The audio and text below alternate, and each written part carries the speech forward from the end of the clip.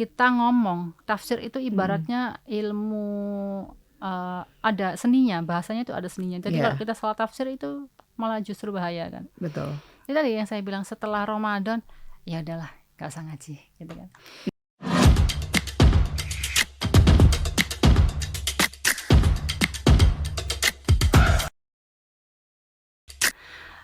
Jadi waktu takbir, terus habis gitu setelah dirasa kita sholat di tengah-tengah terus kok ada gangguan kayak gitu, ludahi 3 kali ya kayak tadi, gitu sambil baca ta'awud. Terus lanjut nih, seumpama kita lupa rakaat, tadi rakaatnya berapa ya, kayak gitu kan, udah coba fokus, udah coba dikembalikan lagi ke keingatan bahwa kita itu sholat menghadap Allah kan. Iya, saya sering tuh Bu lupa rakaat hari ini, astagfirullahaladzim. Ya emang ada tugasnya sendiri kan, setannya bikin lupa rakaat, bikin kita pengen kentut gitu kan. Termasuk buang air, kebelet kepengen BAB, terus gatel. Itu kan tiba-tiba sholat pernah Iya, tiba-tiba gatel. Tiba-tiba kok kuat gitu, terus kepengen iya. udah digaruk itu bikin pengen kentut, pengen buang air, pengen BAB, kepengen garuk-garuk, terus kepengen gini nih ngelirik di situ ada apa ya. Kadang-kadang kalau kita sholat di masjid atau musola ada yang rame gini, terus siapa ya kelepasan ngelirik gitu. Ya kan memang itu tugasnya lah. Tapi kalau kita sudah lupa rakaat dan ingatnya itu pada waktu sebelum salam, sujud sahwi kan, pernah dengar ya? 2 kali. 2 kali kan sujud sahwi. Kalau ingatnya sebelum salam itu berarti sebelum assalamualaikum, jadi kita sujud dulu, baca tasyahud, baca doa sujud subhana rabbiyal a'la, terus duduk, nggak baca apa-apa, terus sujud lagi, baca subhana rabbiyal a'la, baru salam. Tapi kalau kita ingatnya rakaatnya itu tadi, rakaatnya misalkan sholat isya ya, 4 rakaat tadi ketinggalan nggak ya, 3 rakaat apa 4 rakaat ya. Jadi kalau ingatnya setelah salam, kita ganti rakaat yang kita rasa lupa. Setelah itu misalkan 1 rakaat nih belum ya, kita ganti setelah salam itu 1 rakaat, terus pada waktu mau tahiyat akhir ya sama kayak tadi, sujud sahwi baru salam gitu. Itu menurut salah satu hadis riwayat Bukhari ya kalau nggak salah itu. Iya, sahih berarti tingkatannya. Sahih gitu. Soalnya masalah salat kan nggak bisa dibuat main-main hadisnya. Iya, harus sesuai fikih. Kalau nggak sahih ya hasan riwayat Bukhari, kalau nggak bersih. Kalau di luar itu kan masih perlu dipertanyakan ini sanadnya bagaimana gitu. Iya, itu tadi. Iya. Nah, tadi saya ada menarik highlight tentang Al-Quran menjadi penolong. Ini tuh sebenarnya masih banyak di antara teman-teman yang kurang memahami bagaimana Al-Quran itu bisa menjadi penolong. Apa ya, cahaya seperti apa yang dibacakan Al-Quran gitu. Bagi mungkin teman-teman yang masih baru mau belajar ya kan, mengenal Islam juga terutama kan, Al-Quran ya sudah sekedar buku. Bahkan ada beberapa yang mungkin mereka tidak terbiasa membaca sari tilawahnya dan juga tafsirnya, kalau tidak dipelajari satu-satu tafsirnya, karena kan bahasa Allah itu berbeda ya. Kayak ibaratnya pada saat dulu diolok-olok oleh musuh Islam, ini adalah bahasa sastra yang paling tertinggi gitu kan. Jadi di bahasa Arab, bahasa Al-Quran itu adalah sastra yang paling tertinggi, yang tidak mungkin manusia itu bisa memahami bahasa itu gitu. Jadi kadang mungkin buat teman-teman khususnya yang belum menguasai bahasa Arab ya Bu ya, kok bisa gitu Al-Quran itu sebagai penolong, itu maksudnya seperti apa sih? Gini, Al-Quran sebagai penolong itu iya sebenarnya bagi orang-orang yang awam itu emang iya gitu, emang Al-Quran bisa menjadi kayak gitu kan ya.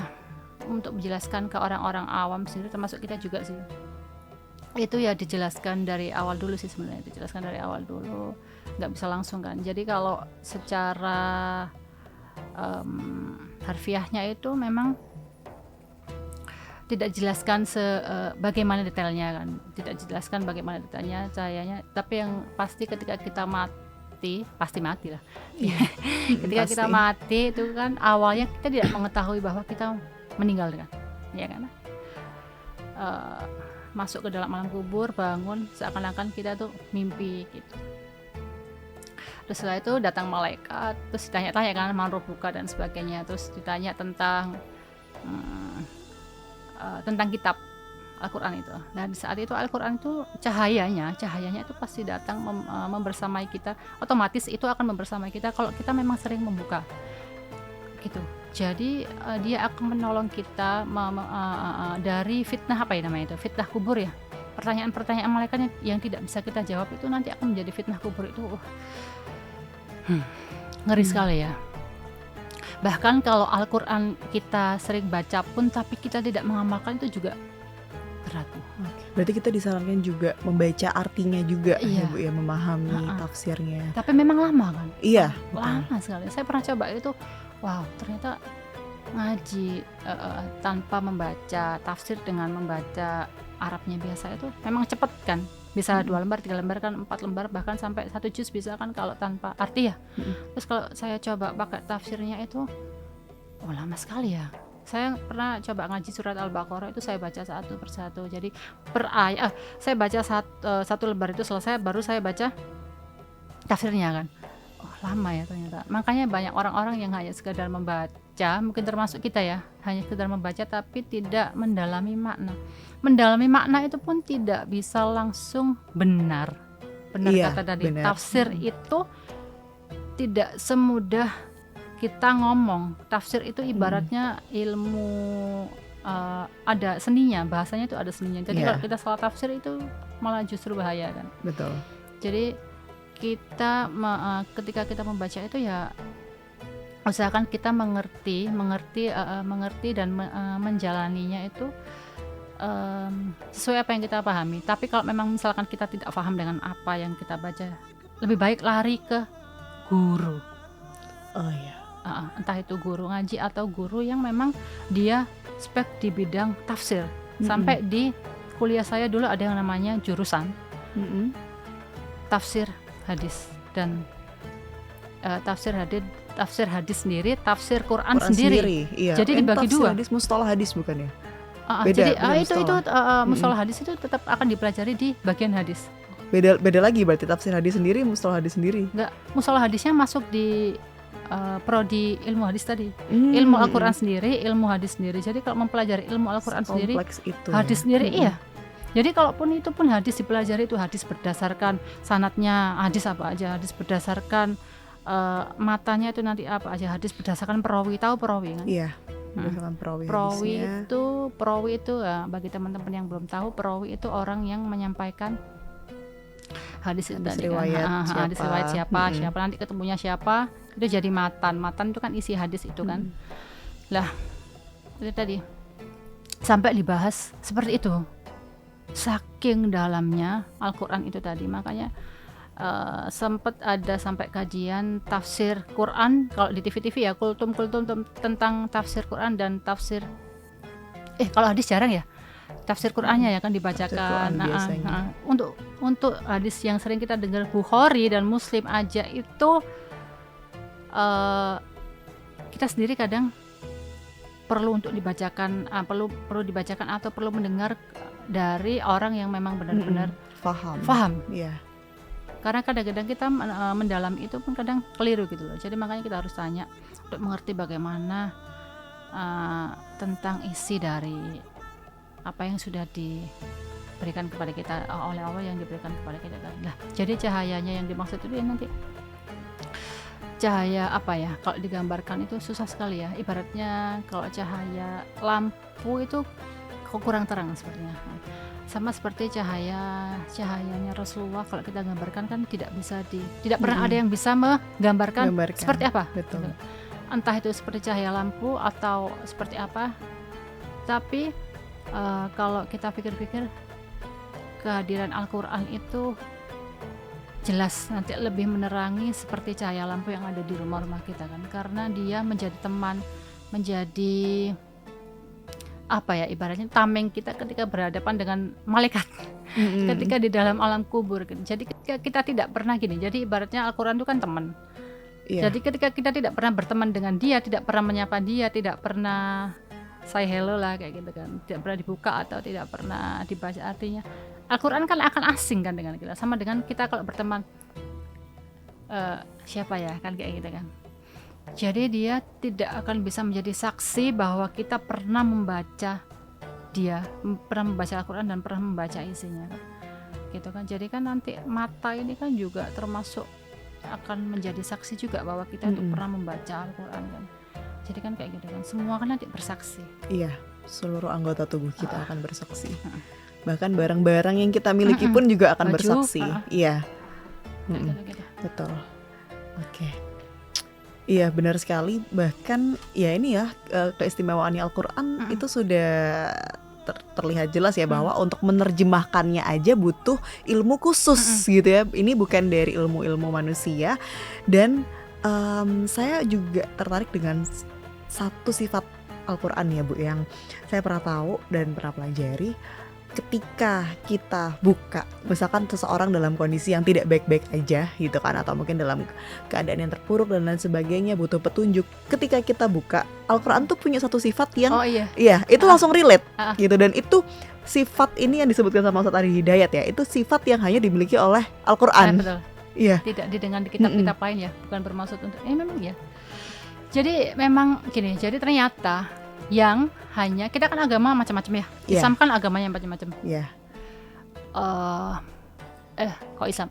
Di dunia ini kan agamanya macam-macam. Ada Islam, Kristen pun ada 2, Hindu, Buddha, dan bahkan ada kejawen.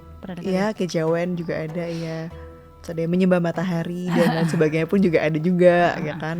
Jadi kalau di Islam itu apa ya namanya? Hanya punya satu kitab, Al-Qur'anul Karim. Bahasanya pun sama. Meskipun dicetak kecil, besar, atau sampai yang ada pernah masuk TV itu sama, isinya, maknanya dan sama. Kalaupun ada yang melenceng itu berarti orang-orang yang punya niat tidak baik gitu kan. Kan ada nih pemalsuan Al-Qur'an kan, kayak gitu kan. Nah, memang seperti itu. Saya juga pernah mengalaminya sih. Iya. Surat apa waktu itu Bu? Terus apa ya? Lebih ke minta petunjuk soal apa ya? Soal jodoh sih, jodoh sama kuliah. Bingung nih, udah sholat malam, udah waktu puasa juga ini, udah sholat malam, udah aduh pindah kuliah nggak ya, aduh apa ini, buka. Dan itu kita tapi asal buka loh, itu nggak harus ayat ini, surat ini, enggak kan, memang kan seperti itu. Iya, benar. Saking Tiba-tiba. Ajaibnya, saking ajaibnya. Oh jadi nanti setelah kita membaca surat itu ya berarti itu petunjuk kita kan, berarti itu petunjuk kita. Dengan sadar atau tidak, oh ya berarti nanti aku akan seperti ini gitu. Setelah tiba-tiba membaca atau membuka Al-Qur'an itu, dari maknanya aja sih, itu kan udah kelihatan ya gitu. Minta petunjuknya lewat Quran, di samping sholat, dan itu kan minta petunjuknya memang lewat Quran kan gitu. Ya memang. Iya, betul sekali. Jadi memang harus benar-benar dikenal gitu. Kalau kata orang tak kenal maka tak sayang, maka ya mulai paksakan untuk mengenal agamamu. Iya kan. Ini menarik juga, Ustadz Khalid Basalamah pernah bilang juga, ibadah itu harus dipaksakan. Harus. Ibu setuju nggak itu? Harus dipaksakan memang. Sholat, ngaji, setelah itu tadi yang saya bilang, setelah Ramadan ya adalah gak usah ngaji gitu kan. Atau bahkan Ramadan kita itu jarang ngaji, sholatnya gini. Ada yang pernah tanya ke saya, Bu, kalau puasa tapi tidak sholat, pertanyaannya kok berat ya. Puasa sama-sama wajib nih, puasa wajib, sholat wajib, tapi kok tidak sholat, gimana ya Bu? Gimana Bu itu Bu? Tapi dia tuh puasa gitu loh. Jawabnya pada waktu itu saya, usahakan kita tetap sholat ya, dipaksa. Kalau kamu bisa puasa, kenapa kamu tidak bisa sholat? Gitu. Hal yang pertama yang akan ditanya itu kan sholat kamu kan. Ngaji juga tetap akan ditanya. Puasa itu kan untuk membentengi diri sendiri, tapi kan sholat itu kan bagaimana hubungan kamu dengan Allah. Kamu minta segala sesuatu tapi kamu nggak sholat. Kamu pengen kaya nih, kamu pengen pintar, kamu pengen lulus, tapi kamu mintanya ke siapa? Kamu menjalankan puasa kamu, rukun Islam kamu, tapi kamu tidak menjalankan rukun Islam yang lainnya. Kalau haji kan memang ya bagi yang mampu dan memang Allah mengundang betul, Allah undang. Kalau mampu tapi tidak diundang sama Allah, tidak akan berangkat. Misalkan sudah daftar tapi ternyata qadarullah meninggal, atau dia daftarnya di KBIH yang tidak terdaftar di Kemenak katakanlah gitu kan. Berarti kan sudah ada uang, mampu, tapi tidak jadi berangkat. Banyak kan. Nah sama halnya kayak puasa, kamu bisa puasa, tapi kamu tidak bisa sholat. Sama-sama berat nih. Beratan mana menjalankan sholat yang hanya Gak sampai 10 menit ya. Gak sampai 10 menit. Berapa sih paling lama? 5 menit lah ya. 5 menit. Ya, itu kalau zikir ya bisa jadi lebih lama lagi. Beratan mana kamu menjalani sholat yang hanya 3-5 menit kali berapa? 5? Dari 24 jam waktu kita. Subuh, duhur, asar, maghrib, isya, 5 menitan lah kali 5. Gak sampai 1 jam kan. Nah daripada yang puasa menahan dari subuh, dari imsak ya, dari subuh sih, dari subuh sampai maghrib, itu berapa jam kamu hitung? Oh iya ya Bu ya, iya berarti boleh nggak kita sholat, kita puasa tapi tidak sholat? Oh iya berarti nggak boleh ya Bu ya. Oh iya harus tetap sholat gitu. Lalu hukumnya gimana kalau yang anak berkebutuhan khusus gitu? Beda lagi kalau itu. Oh dia nengeknya sampai ke dalam situ ya. Kalau bagaimana tentang anak berkebutuhan khusus? Ya khusus. Tapi dia puasa Bu. Oh ya, saya punya tetangga soalnya juga sama seperti yang kamu maksud. Saya bilang dia anak berkebutuhan khusus tapi dia mau puasa loh. Dia gini kan, anak berkebutuhan khusus itu kan dia macam-macam ya. Ada yang bisa diajarin untuk sholat, ada yang tidak bisa menggerakkan tubuhnya sama sekali. Kita lihat konteksnya yang gimana dulu. Tapi tetap bagaimanapun itu Allah ngasih keringanan kan untuk mereka kan. Betul. Tidak akan mungkin mereka hisapnya dimudahkan oleh Allah karena dia juga tidak minta untuk dilahirkan seperti itu kan ya. Betul.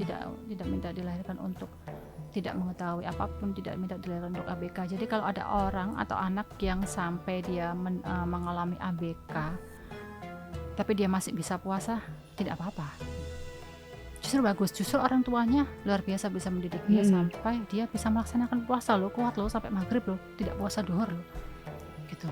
Tapi dia tidak sholat Bu, masih dikejar nih, tapi dia nggak sholat. Gimana? Bingung kan saya jawab gitu, gimana ya jelasnya? Oh ya kalau dia sampai tidak sholat, kita lihat dulu dia konteksnya tidak sholatnya itu karena dia memang tidak terbiasa dengan kegiatan yang berulang. Karena memang ada anak ABK itu yang kalau diberikan kegiatan berulang itu nggak bisa gitu loh. Sholat kan konsentrasinya berbeda, betul. Pemahamannya juga berbeda tergantung tingkatannya juga. Sholat kan berulang nih, habis subuh aja dua.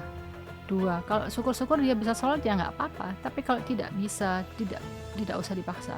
Ya nggak apa-apa. Allah tidak akan membebaninya sampai seperti itu gitu loh.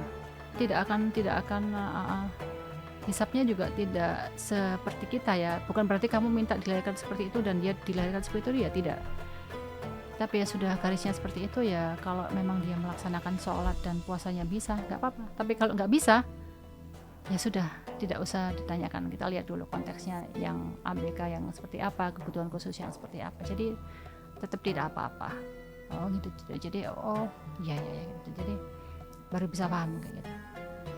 Iya sih, luar biasa sekali. Dan kalau misalkan ya Bu ya, ini memang benar-benar jadi Ramadan terakhir, akhir zaman, sudah harus banyak akidah yang dipenuhi. Yang paling juga ditakutkan adalah fitnah Dajjal ya. Ini adalah fitnah terbesar di muka bumi yang luar biasa sekali. Bahkan Nabi sudah memperingatkannya dari zaman sahabat dulu. Sahabat yang mungkin kayaknya masih lama dan tidak mungkin bertemu Dajjal aja sudah ketakutan gitu ya. Apalagi kita yang di era sekarang gitu, kita belum tentu, terutama wanita ya, seperti yang dikatakan di banyak riwayat, wanita akan menjadi pengikut yang paling banyak karena juga sulit menyeimbangkan antara logika dan perasaan. Begitu kan bagaimana juga kondisi nanti ketika kita bertemu Dajjal ini, dunia sudah kering kerontang, orang-orang kelaparan, kehausan, pasti akal juga hilang akalnya, bisa hilang akal. Gimana kalau misalnya ketemu ini si Dajjal ini datang, dia memberikan kita dengan makanan kelimpahan ya kan, di dunia ya, di dunia itu ibaratnya seperti ujian dari Allah ya kan, satu ujian dari Allah tuh Dajjal itu tadi. Kira-kira Bu, urgensi ibadah apa yang harus kita perkuat mulai dari sekarang ya untuk kita menghadapi akhir zaman, terutama di bulan Ramadan, mumpung kita masih ada di bulan Ramadan? Pentingnya ibadah yang bisa kita tingkatkan ya mulai dari syariat Islam sendiri sih ya. Saya syahadat kan, kalau kita kan sudah dari akhir ya, kalau memang ada yang mu'alaf juga perlu di sholatnya sama puasanya biasanya.